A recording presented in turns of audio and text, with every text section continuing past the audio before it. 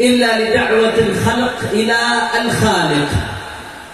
Tidaklah didirikan pesantren atau majlis atau madrasah atau sarana dakwah apapun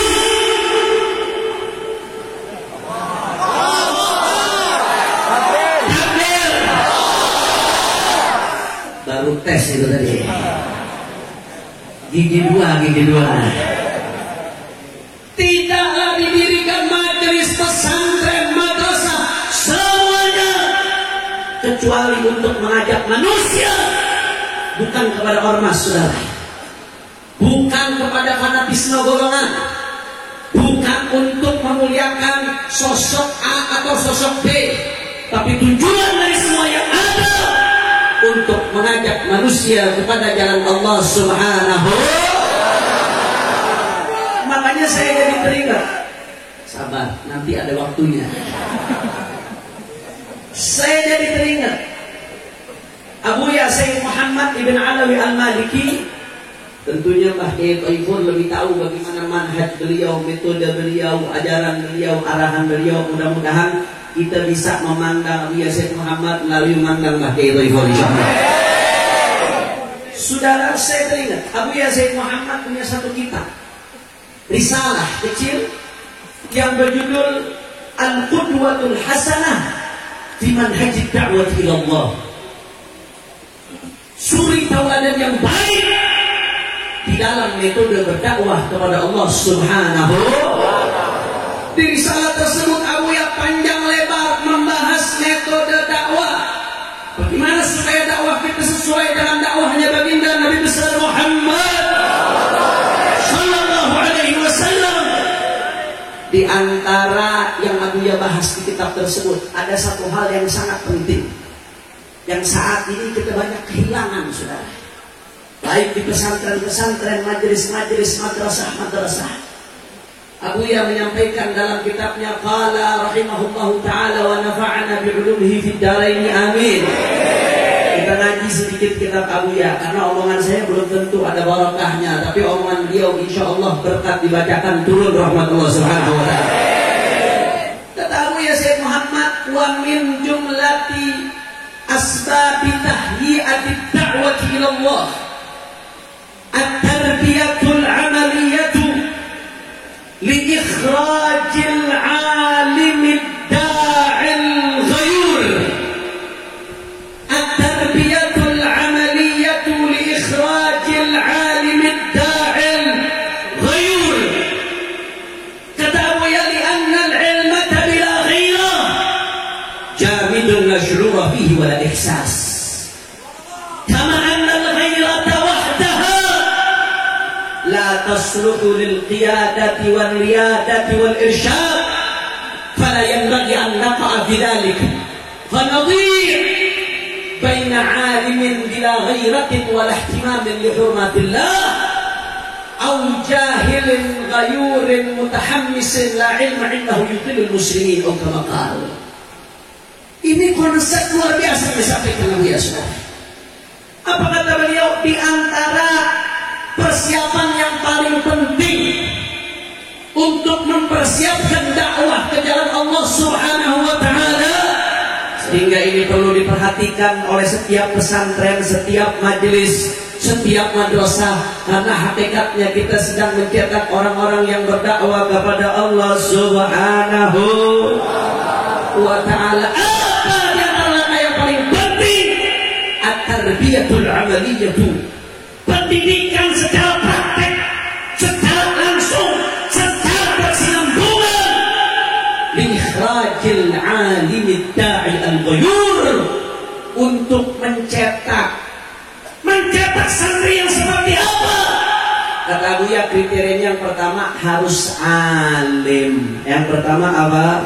Alim. Kurang kompak. Yang pertama apa? Alim. Nanti kita jelaskan bagaimana bahayanya kalau orang terjun dakwah tapi nggak punya ilmu. Khatir, bahaya. Tapi alim saja nggak cukup ketahui. Selain alim dia harus dai. Ilmunya tidak hanya disembunyikan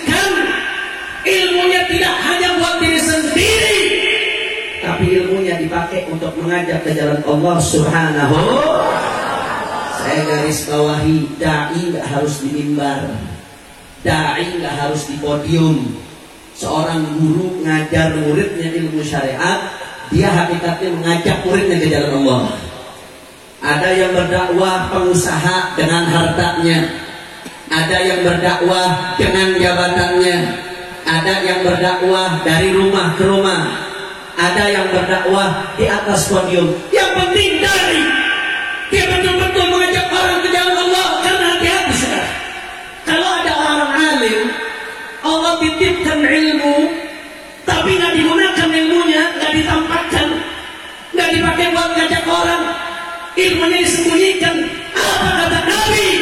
Di akhir zaman ketika timbul fitnah, idza dhaharatil fitnatu wa subba ashabi falyudhhiril alimu ilma wa illa fa'alayhi la'natullah wal malaikah wan nasi ajma'in la yaqulullah minhum sarfan wa la 'adla. Kata Nabi sallallahu alaihi wasallam, kalau orang punya ilmu tapi ketika fitnah muncul, kegelapan di mana-mana, sahabat Nabi dicaci maki, dia diam, dia tidak bungkam. Sudah hati-hati. Di situ dia wajib menampakkan ilmunya. Kenapa? Kata Rasul sallallahu alaihi wasallam, karena kalau tidak menampakkan ilmunya, maka dia akan mendapatkan laknat Allah, malaikah serta segenap makhluk. Na'udzubillah min. Jadi nggak cukup alim saja, yang kedua harus dai. Dai pun tidak cukup, alim dai tidak cukup. Kriteria yang ketiga kata Abu ya harus ghayur, punya kecemburuan terhadap agama Allah, punya kepekaan, nggak hanya mikirkan dirinya, nggak hanya mikirkan orang sekitarnya, tapi yang dipikirkan umat Nabi Muhammad, syariat Nabi Muhammad. Masya Allah. Kenapa demikian, saudara? Tapi sebelum saya lanjutkan, kira-kira sampai sini jelas atau tidak? Yang keempat, jelas atau tidak? Tadi kriteria santri yang harus dicetak bagaimana? Yang pertama, alim. Yang kedua, dai. Yang ketiga, ghayur, punya kecemburuan terhadap agama Allah Subhanahu. Abu ya jelaskan alasannya kenapa harus seperti ini. Kata Abu Yazid Muhammad, li'anna al-ilma bila ghairah jamidun la syu'ur fihi wal ihsas. Karena orang kalau alim saja, pintar saja, tapi nggak punya ghairah, dia alim, baca kitabnya hatam, fikih mulai dari yang paling kecil, dari Safinatul Najah, Risalah Jami'ah, Sulamut Taufik, Muqaddimah Hadramiyah, lanjut Abu Syuja, lanjut Fathul Qaribnya Ibn Qasim, lanjut ke Umdatus Salik, lanjut lagi ke Fathul Mu'in, lanjut ke Minhajul Talibin, terus sampai kitab yang paling besar. Alim, ngaji tafsir, ngaji hadis, tapi kalau tidak punya kecemburuan, tidak punya ghairah, apa yang terjadi sekarang? Jamidun la syu'ur fihi wala ihsas. Kaku sudah, dingin, nggak punya perasaan, nggak punya kepekaan. Kalau dirinya dihina, marah. Benderanya dihina, marah. Kelompoknya dihina, marah. Tapi giliran agama dihina, diam. Syariat direndahkan, diam. Allah direndahkan dan Nabi-Nya, diam. Umat ini, diam. Kenapa seperti ini? Dia alim, tapi nggak punya ghairah, saudara. Saya mau tanya, yang model seperti ini ada atau banyak? Kurang kompak ada atau banyak? Ada atau banyak? Bahaya atau tidak? Bahaya atau tidak? Bahaya, saudara. Kalau sudah orang alim nggak punya kepedulian terhadap agama, akhirnya apa yang terjadi? Ilmunya hanya buat beli dunia. Betul atau betul? Ilmunya hanya untuk memperkaya diri. Imanuhum fi amrihim. Jelas atau jelas? Jelas atau jelas? Hati-hati sih, makanya saya jadi teringat. Ini bahayanya ilmu tapi nggak ada ghairah. Bahaya sekali, saudara. Al-Imam Tajuddin As-Subki seorang ulama besar, Sahib Jam'il Jawami', dalam kitabnya Tabaqat Asy-Syafi'iyah Al-Kubra, beliau menceritakan ayahnya. Ini Tajuddin Subki, Masya Allah. Beliau ayahnya, kakeknya ulama usratul ilm, usrah Subkiyah ada usratul ilm, keluarga ilmu. Tajuddin Subkinya, ayahnya Taqiyuddin Ali bin Abdul Qafi As-Subki, alim bin alim bin alim. Insya Allah mudah-mudahan Mbah Kiai Thaifur dzurriyyahnya jadi ulama semua. Amin ya rabbal alamin. Saudara, Tajuddin As-Subki cerita. Beliau cerita tentang ayahnya. Kata beliau, "Kana walidi Syekhul Islam rahimahullah." Ayah saya disebut Syekhul Islam. Ayahnya Taqiyuddin Ali bin Abdul Qafi. Anaknya Tajuddin, ayahnya Taqiyuddin Ali bin Abdul Qafi. Ayah saya itu katanya orangnya nggak bisa ngelihat sesuatu pasti amar ma'ruf nahi munkar. Yang ma'ruf diperintahkan, yang munkar dicegah oleh ayah saya. Nggak peduli depannya siapapun, ayah saya nggak peduli. Mau depannya rakyat, depannya pejabat, depannya orang kaya, depannya orang melarat, depannya orang besar, depannya rakyat jelata, nggak peduli saudara. Beliau tetap menyampaikan yang namanya amar ma'ruf nahi munkar.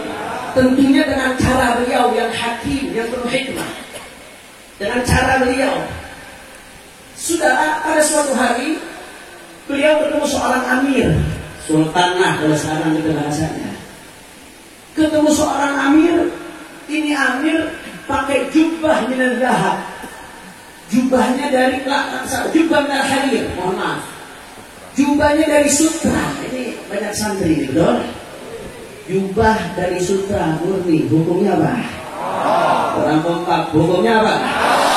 Laki-laki pakai jubah sutra, hukumnya nggak punya, nggak hanya jubah, nggak hanya sutra, sutra. Bitilazim min dahab, dengan bordiran dari emas. Haram kuadrat, haram di atas Imam Subki Taqiyuddin begitu melihat ini saudara, beliau tegur dengan hikmah, dengan cara santun. Kata-kata Imam Subki, "Wahai Amir, wahai Sultan, bukankah di pasar Baghdad ada jubah dari kain suf yang lebih bagus dari jubah itu? Bukankah di pasar Baghdad ada ukiran dari selain emas yang lebih indah dari ukiran itu? Kenapa kau tidak ambil? Apa gunanya kau pakai jubah dari sutra, pakai ukiran dari emas, tapi ini akan membuat engkau terprosok di hadapan Allah Subhanahu wa ta'ala." Saya mau tanya, Imam Subki menegurnya bagus atau tidak? Santun atau tidak? Akhlak atau tidak? Indah cara negurnya saudara. Akhirnya alhamdulillah, karena haibah yang ada pada diri beliau, punya haibah, punya wibawa saudara. Alhamdulillah. Akhirnya apa yang terjadi? Itu Sultan langsung seketika itu dia lepas jubahnya, dia nyatakan di depan Imam Subki bertaubat kepada Allah, tidak akan lagi pakai jubah dari sutra. Alhamdulillah. Sampai sini bagus atau tidak? Bagus atau tidak? Tunggu dulu, ini episodenya belum selesai. Ini ulama amplop belum datang nih. Ulama amplop belum datang. Udah bagus, udah nurut, dibuka jubahnya dari hadir sudah. Akhirnya apa yang terjadi? Imam Subki pulang. Besoknya datang kerucuk-kerucuk ulama amplop saudara. Apa dia katakan kepada Amir? "Wahai Amir, ketahuilah, sesungguhnya jubah dari sutra itu boleh menurut Syekh Fulan, Imam Fulan. Dengan bordiran emas, tiraz, dahab, boleh menurut Syekh Fulan, Imam Fulan." Ini ulama amplop pakai ibarat kitab juga ngomongnya. Nyari ibarat. Makanya saya nggak heran. Kalau tahu-tahu di zaman sekarang ada kemungkaran, saudara, dibelain pakai ibarat kitab. Saya nggak heran, saudara. Nggak kaget. Udah ada modelnya zaman dulu ibarat. Dukun. Tahu dukun? Tahu dukun? Belum lama lagi hamil ada masalah dukun. Orang barat tadi ketawa, saudara. Kita ada yang lebih lain pada kitab, saudara. Dukun urusan kaum hujan, Masya Allah. Mendingan minta amal sama Mbah Kiai Thaifur, dikir buat hujan, saudara. Betul. Dibela dengan kitab, dicari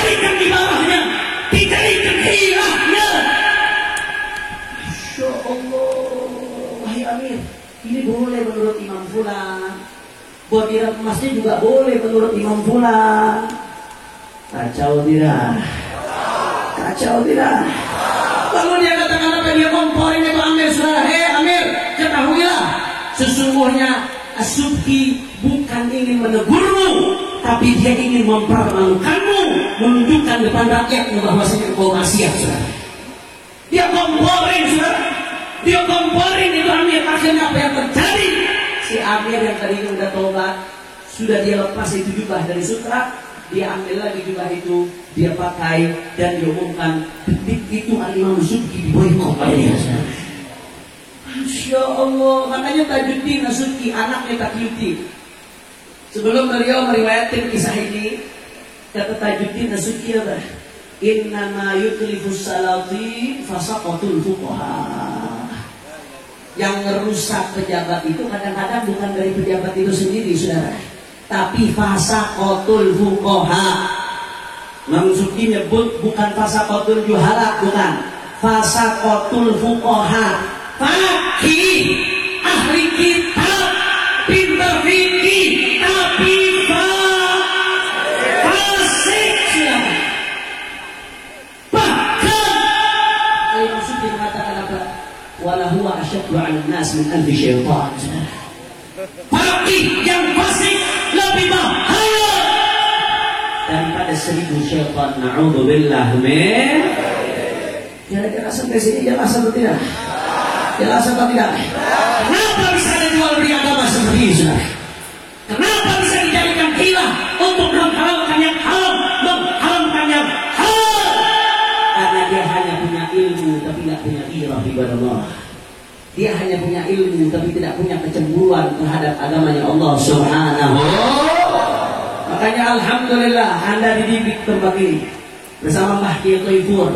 Itu sudah tahu sama-sama bagaimana sepak terjang beliau, ketegasan beliau di dalam menyampaikan yang hak itu hak, yang batil itu batil. Para wali-wali santri beruntung anak Anda tidak hanya diajarkan ilmu, tapi anak Anda diajarkan ghirah, bagaimana kecemburuan terhadap agama Allah Subhanahu wa taala. Bagaimana hatinya tidak rela melihat kalau syariat Allah dipermainkan, syariat Allah diinjak-injak, syariat Allah dilanggar. Ini yang diajarkan oleh Abu Ya Sayyid Muhammad ibn Ali ibn Abbas Al-Maliki. Alhamdulillah. Makanya kalau kita lihat ulama-ulama dulu itu bukan hanya alim tapi ghayyur, juga punya ghirah. Saya kasih contoh yang sederhana. Oh begitu banyak, kalau kita mau sebutkan tidak akan habis, sudah banyak. Saya kasih contoh satu. Hadratus Syekh Kiai Haji Hasyim Asy'ari qaddasallahu sirrahu wa a'ada 'alaihi barakatuh. Mudah-mudahan kita dapat keberkahan beliau insyaallah. Amin ya rabbal. Kiai Hasyim Asy'ari, saudara, bukan hanya alim tapi ghayyur. Bukan hanya berilmu tapi punya kecemburuan terhadap agama. Buktinya apa? Silakan Anda lihat tulisan-tulisan Hasyim Asy'ari. Silakan Anda lihat fatwa-fatwa Kiai Hasyim Asy'ari. Saya kasih contoh dua saja yang sederhana, saudara. Di antaranya di dalam Irsyadus Sari kumpulan mu'allafat Kiai Hasyim Asy'ari. Di situ ada kitab yang berjudul At-Tanbihat Al-Wajibat Liman Yasna'ul Mawlid bil Munkar. Kiai Hasyim Asy'ari mengajak kita untuk baca maulid, gembira terhadap baginda Nabi Muhammad sallallahu alaihi wasallam. Tapi bukan hanya baca maulid, beliau menjaga kesucian maulid Nabi. Sampai-sampai beliau tulis satu kitab khusus, At-Tanbihat Al-Wajibat, peringatan-peringatan yang wajib bagi mereka yang bikin maulid tapi dicampur adukan dengan kemungkaran. Ada atau tidak? Banyak. Ada atau tidak? Banyak. Contoh yang disebut oleh Mbah Hasyim Asy'ari di kitabnya, bagaimana beliau mewanti-wanti hati-hati jangan sampai bikin maulid Nabi tapi laki perempuan ikhtilat muharram, bercampur aduk, saudara. Banyak atau tidak? Banyak atau tidak? Itu ditegur sama Mbah Hasyim Asy'ari di kitabnya, saudara. Kenapa beliau tegur? Bukan hanya ilmu yang beliau miliki, tapi ghirah, kecemburuan, saudara. Nggak rela kalau maulid Nabi yang suci dikotori dengan maksiat, ya Allah. Lebih dahsyatnya lagi, kita sama-sama dengar, ya Allah, sama-sama tahu. Sekarang tiap tahun dijadikan hari santri. Bagaimana ketika Indonesia baru merdeka, Belanda sama Inggris datang kembali ke Indonesia untuk menjajah kembali Indonesia. Belanda nggak terima Indonesia merdeka. Belanda, Inggris pengalaman Perang Dunia Kedua, saudara. Perang Dunia 1, 2, persenjataan mereka canggih saat ini, sudah jauh kita ketinggalan. Pengalaman mereka perang luar biasa, ya Allah. Secara hitung-hitungan menang harusnya, saudara. Tapi apa yang terjadi begitu Belanda sama Inggris ada kabar mau datang ke Surabaya, saudara, pengen jajah kembali Indonesia, Kiai Haji Hasyim Asy'ari mengeluarkan fatwanya yang populer, fatwa resolusi jihad, yang artinya bahwasanya intinya isinya, saudara, barang siapa yang berjuang mempertahankan kemerdekaan Republik Indonesia karena Allah, maka dia hakikatnya berjihad di jalan Allah. Dan barang siapa yang mati karena mempertahankan Republik Indonesia perjuangannya, maka dia mati syahid di jalan Allah Subhanahu wa taala. Saudara, gara-gara fatwanya Mbah Hasyim Asy'ari ini, akhirnya saudara, rame-rame para ulama, para santri, para kiai dengan zikirnya, dengan wiridnya, dengan tekadnya yang bulat, mereka turun ke Surabaya. Terjadi pertempuran. Apa yang terjadi, saudara? Inggris kalah, Belanda kalah, Indonesia tetap merdeka.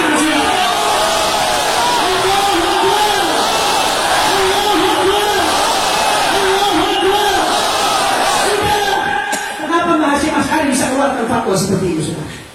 Kalau hanya ilmu saja nggak mungkin. Orang kalau hanya pertimbangan ilmu saja kebanyakan ngitung, saudara. Kebanyakan takutnya, khawatirnya. Itu kalau pertimbangan ilmu. Kalau hanya ilmu saja udah ngitung, aduh. Ini kalau Belanda Inggris menang, fatwa ini yang ngeluarin yang pertama dibunuh Belanda Inggris ini. Itu kalau hanya pertimbangannya ilmu. Ya, tapi ada pertimbangan lain, ghirah. Nggak rela negeri ini kembali dijajah oleh kufar, dijajah oleh orang-orang asing, saudara. Akhirnya dengan segala resiko beliau keluarkan fatwa. Kenapa? Karena beliau alim ghayur, bukan hanya berilmu, tapi punya ghairah, punya kecemburuan terhadap agama Allah Subhanahu.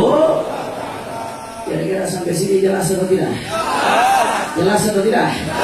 Siap diikuti jejaknya Mbah Hasyim Asy'ari? Siap diikuti perjuangannya Mbah Hasyim Asy'ari? Siap ikuti langkah kaki beliau? Siap istiqamah di atas manhajnya beliau? Makanya nggak heran kalau Abu Yasin Muhammad bin Abdul Maliki mengatakan li'anna al-ilma bila ghairah jamidun la syurura fihi wal ihsas. Ilmu tanpa ghairah maka kaku, dingin, adem, tidak punya perasaan, nggak punya kepekaan, nggak peduli dengan apa yang terjadi di sekitarnya, nggak peduli terhadap umat, nggak peduli terhadap agama, tapi yang dipikirkan hanya dirinya. Ujung-ujungnya jubahnya ulama, tapi kelakuannya jadi ram. Na'udzubillah min. Kira-kira jelas atau tidak? Insya Allah. Kalau begitu jawab yang kompak, Purworejo. Kalau begitu ilmu tanpa ghirah bahaya tidak? Ilmu tanpa ghirah fatal atau tidak? Ilmu tanpa ghirah bagus atau jelek? Na'udzubillah min. Itu yang pertama, saudara. Saya mau lanjut tapi udah jam 11 nih. Kira-kira masih semangat atau tidak? Yakin? Udah malam. Sampai pagi. Busahnya udah hilang. Masya Allah. Lanjut atau jangan? Lanjut. Lanjut terus. Sampai subuh. Oke. Betul. Kita ke subuh, ada pulang. Aku pikir gue robot yang mau subuh. Tapi berarti semuanya semangat, insya Allah mudah-mudahan diberkahi oleh Allah Subhanahu. Amin ya Rabbal. Abu yang melanjutkan kama annal ghairata wahdaha la tasluhu lil qiyadati wal riyadati wal irsyad. Sebagaimana kalau hanya ghirah saja tanpa ilmu,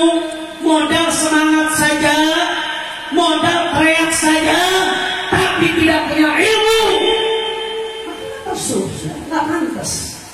Nggak pantas mimpin, nggak pantas ngajak umat, nggak pantas mengarahkan umat karena bodoh, tidak punya ilmu. Sebagaimana ilmu tanpa ghirah bahaya, ghirah tanpa ilmu nggak kalah bahaya juga. Bagaimana dia mengajak umat? Faqidu syai' la yu'ti. Orang yang nggak punya bagaimana bisa memberikan, betul? Orang nggak punya uang bisa berikan uang. Orang nggak punya uang bisa memberikan uang? Nggak punya makanan bisa berikan makanan? Nggak punya mobil bisa berikan mobil? Faqidu syai' la yu'ti. Orang nggak punya bagaimana dia bisa memberikan? Begitu juga orang nggak punya ilmu. Ngaji enggak, belajar enggak, duduk sama kiai enggak, tahu-tahu dipanggil ustaz.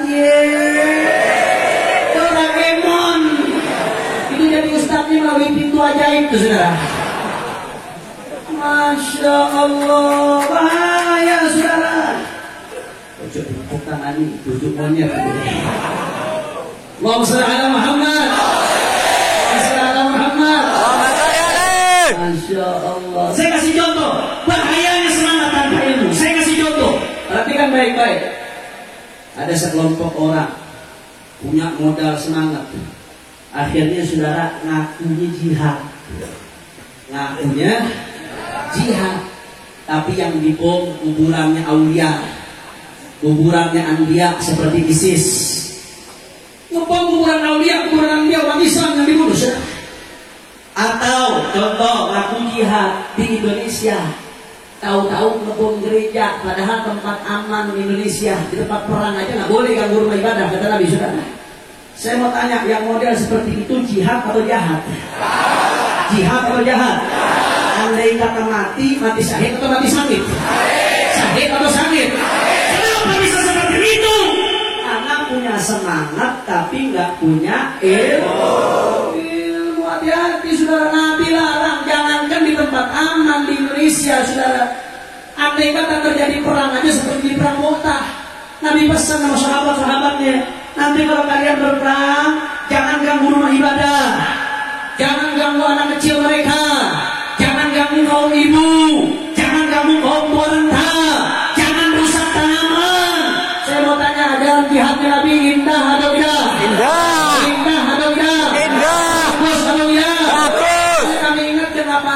Kalau ada sekelompok orang yang menyelewengkan makna jihad, jangan jihadnya yang dipandang buruk, tapi pemahaman oknum ini yang salah saudara. Karena tanpa jihad Indonesia tidak akan pernah merdeka saudara. Betul? Sebenarnya jihad gak mudah, ada akhlaknya, ada adabnya, ada hukumnya, ada tata caranya, nggak sembarangan saudara. Kira-kira jelas atau tidak? Kenapa bisa ada orang yang digarap jadi teroris? Karena dia punya semangat tapi nggak punya ilmu. Saya kasih contoh yang sederhana. Amar ma'ruf nahi munkar wajib atau tidak?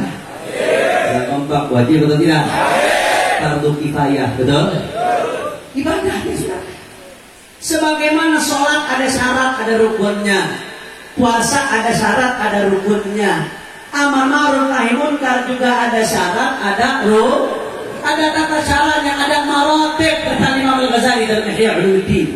Ada maratibul hisbah, tingkatan-tingkatan, tidak boleh lompat ke tingkatan berikutnya sebelum melakukan tingkatan sebelumnya sudah. Karena di situ pakai fa dan dhamma, tertib, wa ta'qib sudah. Ada tingkatannya ibadah Allah. Karenanya orang yang melakukan ma'ruf nahi munkar tanpa ilmu, kata ulama, yufsidu akthar mimma yuslih, lebih banyak merusak daripada memperbaiki. Na'udzubillah, amin. Kenapa seperti itu? Karena punya semangat tapi nggak punya ilmu. Kira-kira jelas atau tidak? Jelas atau tidak? Kalau begitu semangat tanpa ilmu bahaya atau tidak? Semangat